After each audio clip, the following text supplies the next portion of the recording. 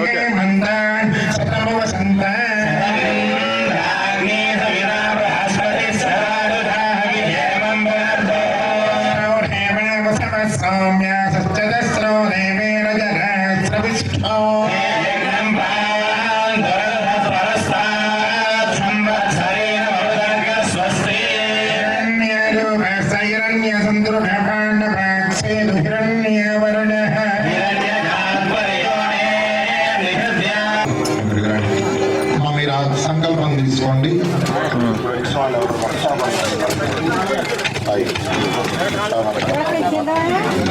సంకల్పం తీసుకోండి.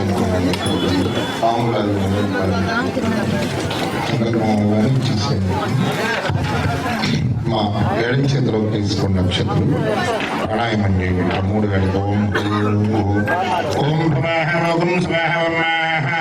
ఓం జనాహ ఓం తపాహ ఓం సత్యం సత్సవితుర్వరేణ్యం భర్గో దేవస్య ధీమహి ధియో యో నః ప్రచోదయాత్ ఓమాపో జ్యోతిరసమృతం బ్రహ్మ భూర్భువస్సువరోం. చల్ చల్ చల్ చల్ చల్ చల్ చల్ అందరూ చెప్పండి. శ్రీయః కాంతాయ కళ్యాణ నిధయే ఫ్రేమ్ మార్చుకుంటా శ్రీనివాసాయ నాయకస్య శ్రియః పదే పురుషోత్తమ అస్య అగణిత నేవ దివ్య అవతారక అస్య శ్రీ భూ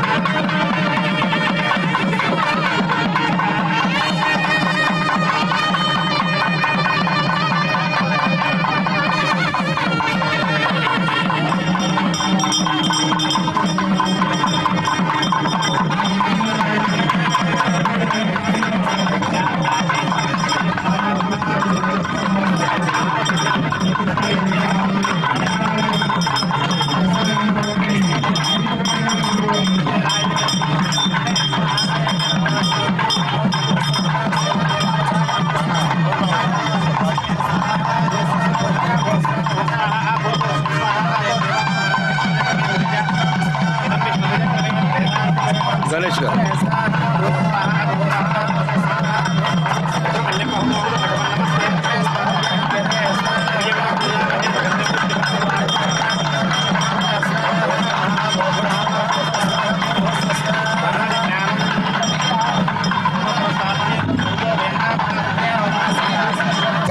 రథన్యాసము ధాతున్యాసం అనేటటువంటి వైదిక కార్యక్రమాలు ప్రతిష్ట జరిగేటటువంటి ప్రదేశంలో జరుగుతాయి. దాని తర్వాత విగ్రహ స్థాపన జరుగుతుంది. స్వామివారి మొట్టమొదటి దర్శనం సుమారు 10:30 ఆ సమయంలో మీ అందరికీ స్వామివారి ప్రథమ దర్శనం ఇవ్వడం జరుగుతుంది. ఈ రోజు జరిగేటటువంటి అధివాస కార్యక్రమం కానీ ఇక్కడ జరిగేటటువంటి విగ్రహ ప్రతిష్ట కార్యక్రమం కానీ వైదికంగా జరిగే లోపల యజ్ఞం యొక్క విశిష్టత శాస్త్రంలో చాలా గొప్పగా చెప్పబడింది. అందులోనూ వెంకటేశ్వర స్వామి వారి విగ్రహం జరిగేటటువంటి ప్రతిష్టా కార్యక్రమం, ఒక దేవాలయ నిర్మాణం చేస్తే ఆ నిర్మాణం జరిగేటటువంటి సమయంలో ధర్మసింధులో కానీ మనుస్మృతిలో కానీ ఈ చెప్పినటువంటి పుస్తకంలో హైందవ ధర్మం ప్రకారం మనం ఎటువంటి ధర్మాలను ఆచరించాలి, దానివల్ల వచ్చే ఫలితం చాలా స్పష్టంగా చెప్పబడినటువంటి పుస్తకాలు. అంటే మనకు ఒక బోర్డర్ లైన్స్ ఇచ్చినటువంటివి మనుస్మృతి, అట్లానే ధర్మసింధు. వీటిల్లో దేవాలయ దర్శనానికే చాలా గొప్పదైనటువంటి ఫలితాన్ని మనకి ఇచ్చారు. అట్లానే దేవాలయం పక్కన నివాసం చేయడానికి ఇంకా గొప్ప ఫలితం ఇచ్చారు. అలానే స్వామివారి దేవాలయ నిర్మాణానికి పాత్రలు అవడానికి చాలా గొప్ప ఫలితం ఇచ్చారు. దేవాలయ నిర్మాణం వాళ్ళ స్థలంలో కలిగితే జరిగేటటువంటి గొప్ప ఫలితం ఇంకా చాలా గొప్పగా చెప్పబడింది. వెంకటేశ్వర స్వామి వారిని 12 వర్షైస్తు పుణ్యం క్రియతేతు కృతే యుగ అంటుంది. మనం ఇప్పుడు గంటలుగా చెప్పుకుంటున్నటువంటి సమయం కొన్ని యుగాల ముందు అసలు ప్రాచీన కాలంలో గడియలు విగడియలుగా లెక్క పెట్టేవాళ్ళు, లిప్తలుగా లెక్క పెట్టేవాళ్ళు. అలా ఉన్నటువంటి సంవత్సరాల కాలంలో కొన్ని లక్షల సంవత్సరాలు స్వామి కోసం తపస్సు చేసిన, దానం చేసిన, స్వామి కోసమే కార్యక్రమం చేస్తే మనం కనురెప్ప కొట్టేటటువంటి సమయం ఇస్తాడట. లిప్త అంటారు దాన్ని. కనుబొమ్మ లోపల కనురెప్పలు రెండూ కలిసేటటువంటి సమయం లిప్తపాటు అంటారు. ఆ లిప్తపాటు సమయం ఆయన చూడటానికి అవకాశం ఇస్తాడట. 12 సంవత్సరాలు కఠోరంగా మనం పూజ చేసిన, తపస్సు చేసిన. మీ అందరికీ ఇక్కడ యజ్ఞం జరుగుతుంటే యజ్ఞంలో పాత్రలు అవడానికి ఈ కమిటీ వాళ్ళు చాలా తక్కువైనటువంటి ఒక రుసుము పెట్టారు. అది కూడా దాంట్లో అందరూ కొంతమంది పార్టిసిపేట్ చేసే అవకాశం ఉంటుందన్న ఉద్దేశంతో దాన్ని చాలా తక్కువ మంది ఉపయోగించుకున్నారు. ఇక్కడ జరిగేటటువంటి యజ్ఞం స్వామివారికి ప్రతిష్టా సమయంలో జరిగే యజ్ఞం మీరు విడిగా మీకు శుభ కార్యక్రమాలప్పుడు ఏదో ఒక దేవత గురించి మాత్రం మనం యజ్ఞం చేస్తాం. ఉదాహరణకి గృహప్రవేశం జరిగితే లోపల యజ్ఞం చేస్తే ఏం చేస్తే మంచిది అని ఏదో ఒక దేవతకి చేస్తాం. లేదా మీకు కావాల్సినటువంటి కోరిక కోసం నవగ్రహ శాంతి అనో, ఇప్పుడు అందరూ చేస్తున్నటువంటి సుదర్శన హోమం, అందరూ ఎక్కువగా ఆచరిస్తున్నటువంటి చండీ హోమం, ఇవన్నీ ఒక దేవతను అనుసరించి చేయడం జరుగుతుంది. కానీ ప్రతిష్టా సమయంలో దేవాలయం లోపల ఉండే దేవతలు, పైన ఉండేటటువంటి దేవాలయం విమానంలో ఉండే దేవతలు అందరికి సంబంధించిన హవనం ఇక్కడ యాగశాలలో జరుగుతుంది. ఇలాంటి కార్యక్రమంలో పాల్గొనడానికి చాలా తక్కువ పెట్టి మీరు అందరు ఈ 3 రోజులు కూర్చోవచ్చు అని చెప్తే అతి తక్కువ మంది వచ్చారంటే ఇక్కడ జరిగే కార్యక్రమాన్ని ఈ గ్రామస్తులు కానీ చుట్టూ ఉన్నటువంటి వాళ్ళు చాలా తక్కువగా ఉపయోగించుకుంటున్నట్టుగా అనిపిస్తుంది. వాస్తవం ఏంటంటే స్వామివారికిట ఒక దేవాలయ నిర్మాణం చేస్తే ఆ చేసినటువంటి కర్తకు ఎటువంటి పుణ్యం వస్తుంది అని అడిగారు. ఎవరికి జరిగింది ఇది అంటే నారదుడు వెళ్ళి ఈశ్వరుణ్ణి అడిగట. మనం పాపం చేసిన వాడికి వెంటనే చూపిస్తూ చెప్తున్నాం, ఈయన ఈ పాపం చేశాడు అందుకనే దరిద్రుడిగా ఉన్నాడని చెప్తున్నాం. చాలా ఉన్నతంగా ఉన్నటువంటి వాడు ఏం చేస్తే అటువంటి ఉన్నత స్థితిలో ఉంటాడని అడిగాడు. అప్పుడు అమ్మవారు పార్వతి ఈశ్వరుడు ఉండగా నారదుడు ప్రశ్నించిన దానికి మనందరం మీరు కనుక కొంచెం ఈ సూర్యుడికి సంబంధించినటువంటి స్తోత్రాలు చదువుకున్నా వింటున్నా, మీరు స్తోత్రం చేసిన ఆదిత్య హృదయం కానీ సూర్యాష్టకంలో కానీ సప్త జన్మ భవేద్రోగి జన్మ జన్మ దరిద్రత అంటోంది. ఎప్పుడు దానమే చేయనటువంటి వాడుట 7 జన్మల నుంచి చూస్తాట వాడు దరిద్రుడిగా ఎందుకున్నాడు, లేదా ఎప్పుడు రోగభూయిష్టంగా ఉంటాడట, ఎప్పుడు రోగాలు ఉంటాయి ఒంటి నిండా. అలా ఉన్నవాడు ఎందుకున్నాడని వెనక్కి తిరిగి 7 జన్మలలో అయినా కొంచెమైనా దానం చేశాడా అని చూస్తాట వాడి కర్మని చూడటానికి. 7 జన్మలలో కనీసం తమలపత్రం అంతా కూడా దానం చేయని వాడికిట చిట్ట చివరిలో జన్మనిచ్చిన కూడా దరిద్రుడిగా చేస్తాడట స్వామి. ఆయన అడిగాడట, సరే ఇట్లా దరిద్రుడిగా ఎలా ఉంటాడని చెప్పారు, మరి ఇప్పుడు రాజ్యాకాంక్ష, రాజ్యాధికారాన్ని, విపరీతమైనటువంటి ధనాన్ని, మనం సంపద అనుకుంటున్న ఐశ్వర్యాన్ని అనుభవిస్తున్న వాళ్ళు ఏం చేశారంటే ఆయన చెప్పాడట, వీళ్ళు 7 జన్మలలో ఏదో ఒక జన్మలో అయినా దేవాలయ నిర్మాణంలో అవసరమైన ఒక్క ఇటుకనైనా సరే ఇచ్చి ఉంటే వాడికి ఈ జన్మలో ఎంత భోగాన్ని ఇస్తారని చెప్పాడు. అంటే ఏం చెప్తామని శాస్త్రం అంటే దేవాలయం కట్టేటప్పుడు లోపల ఎన్ని ఇటుకలు వాడతామో అన్ని ఇటుకలు ఎన్ని ఉంటే అన్ని దేవ సంవత్సరాలు, మన సంవత్సరాలు కాకుండా 365 రోజులు మనకి సంవత్సరం అయితే బ్రహ్మకట్ట 6 నెలలు పగలుగా 6 నెలలు రాత్రిగా ఉంటుంది. అంటే ఒక రోజు ఒక సంవత్సరం. అట్లా ఆయనకి ఎన్ని సంవత్సరాలు దేవ సంవత్సరాలు ఉంటాయో అన్ని సంవత్సరాలుట అపరాధ సహస్రాన్ని. ఈ తరం వాళ్ళు 1000 తప్పులు చేస్తున్నా దాన్ని తీసివేయగలిగినటువంటి శక్తి ఒక దేవాలయ నిర్మాణానికి సహకరించడం వల్ల జరుగుతుంది. అట్లాంటిది మీ కుంచనపల్లి గ్రామం శ్రీ వెంకటేశ్వర స్వామి వారి దేవాలయం. అందులో ఈ యుగం మొత్తానికి కూడా తానే అయి ఒక్కడిగా ఉండి మనం ఎంత అప్రాకృతమైనటువంటి పుణ్యం కావాలన్నా వెంటనే ఇవ్వగలిగిన శక్తి కలిగిన వెంకటేశ్వర స్వామి వారి దేవాలయాన్ని మీరందరూ దాతలతో కూడుకొని ఇక్కడ నిర్మాణం చేయటం, మీరందరూ పాత్రులు అవ్వటం, దేవాలయాన్ని కట్టడం, అది పూర్వజన్మ సుకృతం ఉంటే మీ వస్తువుని స్వామి స్వీకరించడం జరుగుతుంది. వెంకటేశ్వర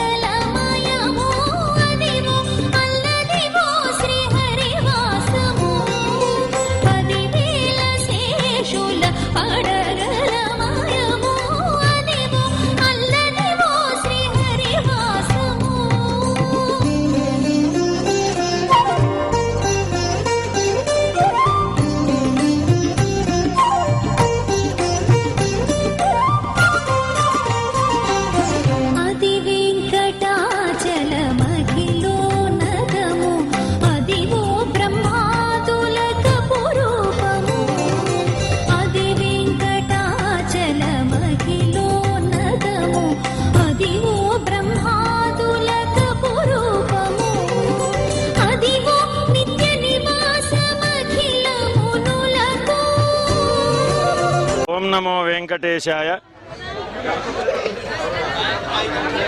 శ్రీ భూనీళా సమేత శ్రీ వెంకటేశ్వర స్వామి వారి యొక్క అనుగ్రహంతో కుంచనపల్లిలో ఉన్నటువంటి వెంకటేశ్వర స్వామి వారి నూతన ఆలయంలో 3 రోజులుగా దేవాలయ మహాప్రతిష్ఠా కార్యక్రమాల్లో ఈరోజు 2వ రోజు ఉదయం విశ్వక్సేన ఆరాధన, పుణ్యాహవాచనం, అట్లాగనే పంచాగ్ని ప్రణయనం, విశేషమైనటువంటి పూజ, అధివాసాది హోమాలు, జలాధివాసం, పంచగవ్యాధివాసం, క్షీరాధివాస, అధివాసాది హోమ కార్యక్రమాలు జరిగినాయి. ఆ తరువాత భక్త మహాశయులందరితోటి కలిసి స్వామివారికి విశేషమైనటువంటి యొక్క జలాధివాస కార్యక్రమం జరిగింది. సాయంకాలం మళ్ళీ విశ్వక్సేనారాధన, పుణ్యాహవాచన, సాయం సవన కార్యక్రమం, ఆ తరువాత స్వామివారికి సేనాధివాసం, ధాన్యాధివాసం, హౌత్ర ప్రశంసనం, సర్వదేవతాహ్వానం కార్యక్రమాలు జరుగుతాయి. ఆ తర్వాత మహాశాంతి హోమంతో ఈ యొక్క సాయంకాలం కార్యక్రమాలు పూర్తయితాయి. ఈ యొక్క కార్యక్రమాల్లో భక్త మహాశయులు పాల్గొని స్వామివారికి దర్శించుకొని స్వామివారి యొక్క కార్యక్రమాల్లో పాల్గొని వారి యొక్క అనుగ్రహాన్ని పొందవలసిందిగా తెలియచేస్తూ ఉన్నాం. మీ యొక్క కార్యక్రమాల్లో మీ వంతు సహాయంగా ఏదైనా భగవంతుడికి అనుగ్రహం కోసంగా మీ యొక్క ఈ కార్యక్రమంలో పాల్గొనవలసిందిగా విజ్ఞప్తి చేస్తూ ఉన్నాం. జై శ్రీమన్నారాయణ. ఓం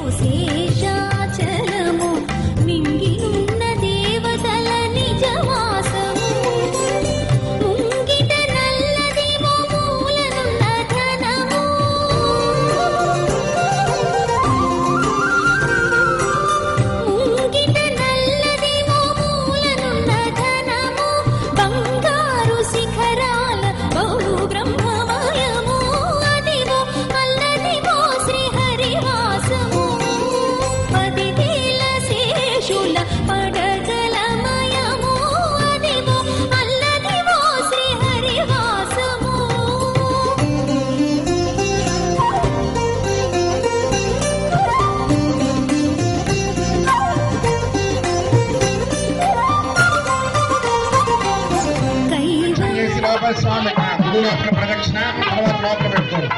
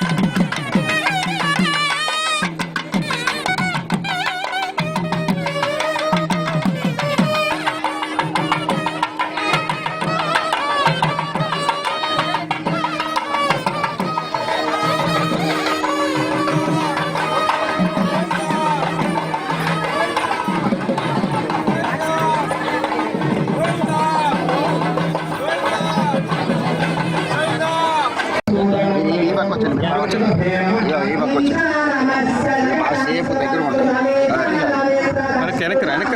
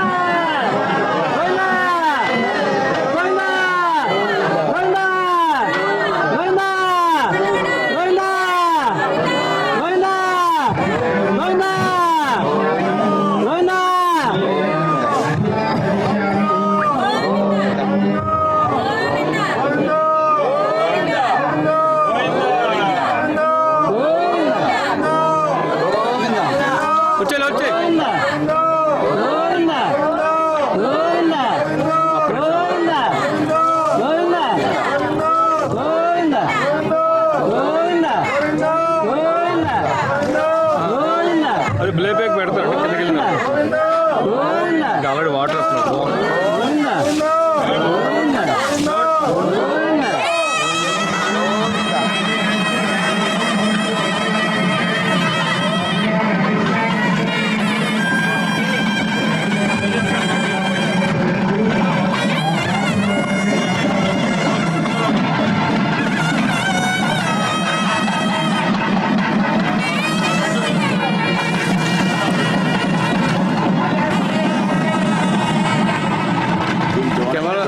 कैमरा जाता गणेश कैमरा जाता हाँ गणेश